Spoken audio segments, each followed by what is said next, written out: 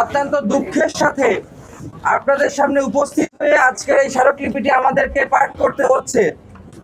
ঢাকা বিশ্ববিদ্যালয়ের শিক্ষার্থীদের পক্ষ থেকে, আমাদের শহীদ গাজী ভাই বোনদের পক্ষ থেকে, তাদের পরিবারের পক্ষ থেকে আমরা আজকে এই স্মারকলিপি পাঠ করছি। বিষয় খুনি হাসিনার দোষর এবং আদালত অবমাননাকারী ঢাকা বিশ্ববিদ্যালয়ের শিক্ষকদের বহিষ্কারের আবেদন প্রসঙ্গে।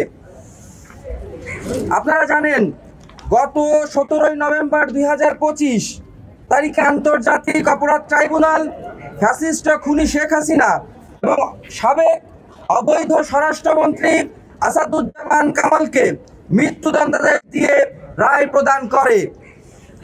জুলাই গণ অভ্যুত্থানে 1400-এর বেশি অধিক সংখ্যক ছাত্র শহীদ হয়েছে।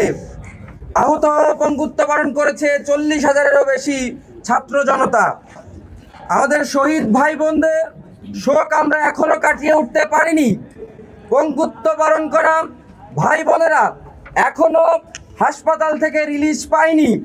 কিন্তু অত্যন্ত দুঃখের সাথে আমরা লক্ষ্য করছি, ঢাকা বিশ্ববিদ্যালয়ের কিছু শিক্ষক খুনি হাসিনা এবং তার দোসরদের বিরুদ্ধে গতকাল যে রায় সম্মানিত মাননীয় আদালত দিয়েছে, সেই রায়কে অস্বীকার করে বিবৃতি দিয়ে আদালত অবমাননা করেছে। রক্তের দাগ শুকানোর আগেই জুলাই গণ অভ্যুত্থানকে অস্বীকার করার মতো ধৃষ্টতা দেখাচ্ছে। উক্ত বিবৃতি দেওয়া শিক্ষকদেরকে ঢাকা বিশ্ববিদ্যালয়ের শিক্ষার্থীরা আগে থেকেই বয়কট করেছে এবং নতুন যারা বিবৃতিতে সাইন করেছে তাদেরকেও বয়কট করছে।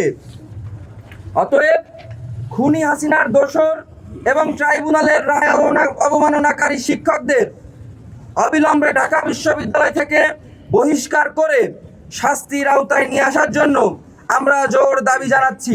একই সাথে এই ঢাকা বিশ্ববিদ্যালয়ের যে সকল কর্মকর্তা কর্মচারীগণ এই রায়কে অস্বীকৃতি জানিয়ে এখন পর্যন্ত বহাল তবিয়তে আছে, তাদেরকেও বহিষ্কার করার জন্য আমরা জোর দাবি জানাচ্ছি। অন্যথায় আমরা ঢাকা বিশ্ববিদ্যালয়ের শিক্ষার্থীদেরকে নিয়ে কঠোর আন্দোলনে যেতে বাধ্য হব। সকলকে অসংখ্য ধন্যবাদ।